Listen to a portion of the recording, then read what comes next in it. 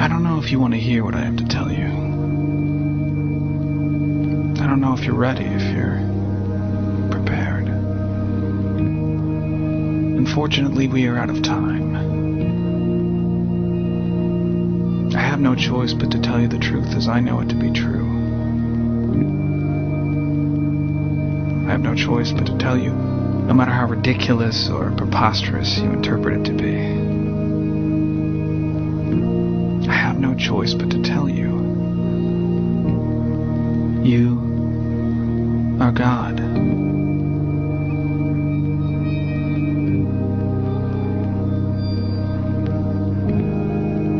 You are the creator and designer of the whole universe.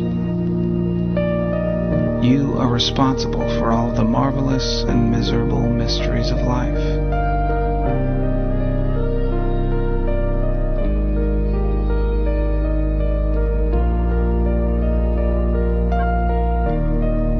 You are the one to save us, to save you, to save all of it. Only they don't want you to know.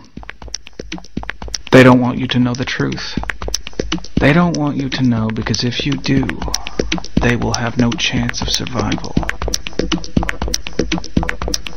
They are demons of your own design, embedded in your mind, and they will do anything and everything within their power to stop you from seeing, to blind you, distract you, destroy any chance of your awakening to the truth.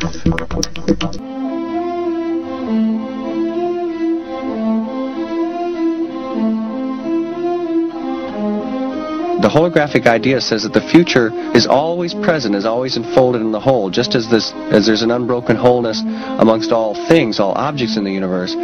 We don't realize how much we can affect the world just through our attitudes and through what we believe.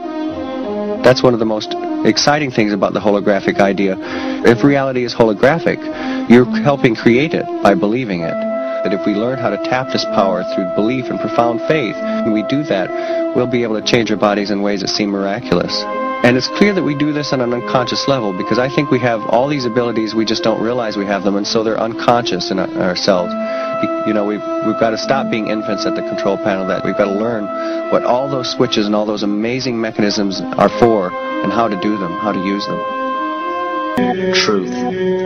Not the truth about governments, commerce, religions, terrorism, or anything external, but the truth within ourselves, within our psyche and our shadow self. Especially in Western cultures, we are taught that being normal means only being happy and never sad, only loving and never angry, only forgiving and never jealous. This sounds plausible, but it is not. We are not meant to repress any negative emotions because it causes imbalance. To conquer our emotions, we must embrace them, not fight them. We must acknowledge them and allow them to serve their purpose as we learn from them. The ancient Essene culture left teachings dating back about 6,000 years. They taught that our relationships with one another, with the universe, and with situations and events are mirrors of the parts of our psyche that need to be cleansed. Author Greg Braden beautifully explains this entire segment at great length in his work. His hard work and understanding of these subjects contributed largely to the marriage between science and spirituality. It is very important to understand that when you fear loss, fear death, fear war, fear terrorism, or fear change, you are giving others the ability to control you based on those fears. When you fight against poverty or against racism, when you fight for relationships or for freedom, you are outwardly attempting to repress that which has been placed before you to conquer inwardly.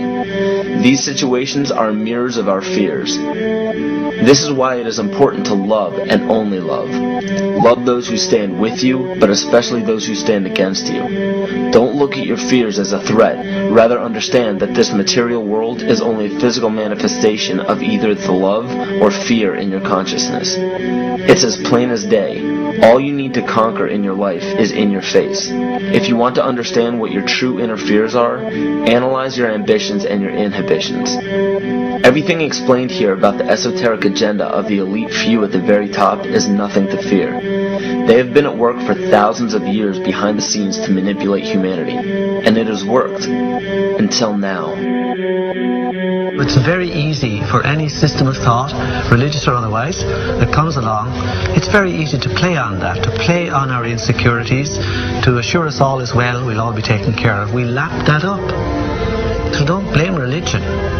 Blame our own insecurities, which has allowed religion to flourish, and which has allowed so many systems of thought that are disempowering to flourish throughout human history. That's why we can't get out of it.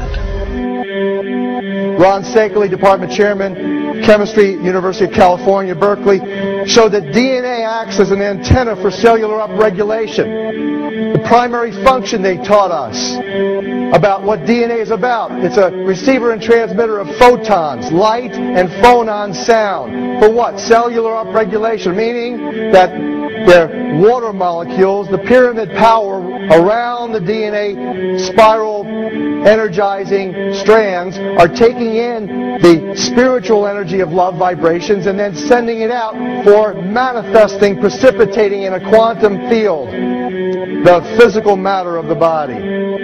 These are hertz frequencies or cycles per second that the musicians can retune their instruments to play and experiment with. Why? Again, these are the Creator's musical scale, the original solfeggio, buried for 3,000 years in the Bible. So the ancient priests who knew how to levitate the huge stones for the building of the pyramids, and the Masonic knowledge that predated ancient Egypt, the ability to have this information, these frequencies, serve the function of creation, destruction, and miracles on behalf of the empowered people who had access to this knowledge. I say that because of this metaphor.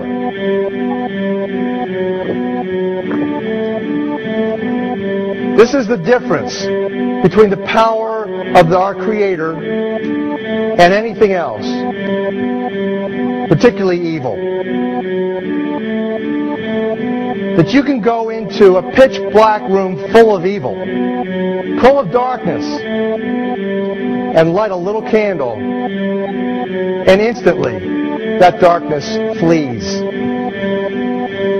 But you can't do the opposite. You can't go into a well-lit room full of truth and wisdom and righteousness and joy and health and harmony with the universal power. You can't take any amount of darkness and go into that well-lit room and have any effect whatsoever. That is the metaphor which I frequently think of when I think that I'm not empowered. It is the greatest lesson for me, and I think for everybody else, to know that we're on the winning side and that we win in the end. As you are watching this, understand that it is not a fight to be fought. It is not a war to be waged. No gun rights have to be exercised. Not a finger has to be lifted. Most people wonder how one person can make a difference. They ask that if all this is so simple and this information is available, why hasn't someone else conquered their fears and changed the world for everyone else? This is the most difficult and beautiful conundrum to our lives. Your reality affects you and only you. Your curiosity has led you to this genre of information to serve a very specific purpose in your life. To understand visually how the universe is truly a hologram, a math professor at Yale University developed a formula that is plugged into a computer program.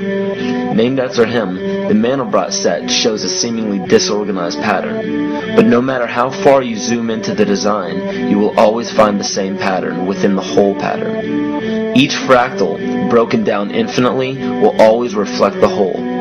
When one fractal changes its pattern, the sum total of the whole pattern changes along with it. This exemplifies that the whole world does not need to be awoken. There is no race to inform the 6 billion people on this planet of this message. It is only important that you, personally, learn to conquer your innermost fears and learn to love. When you see your fears for what they are and master your emotions, then, and only then, will you truly be free.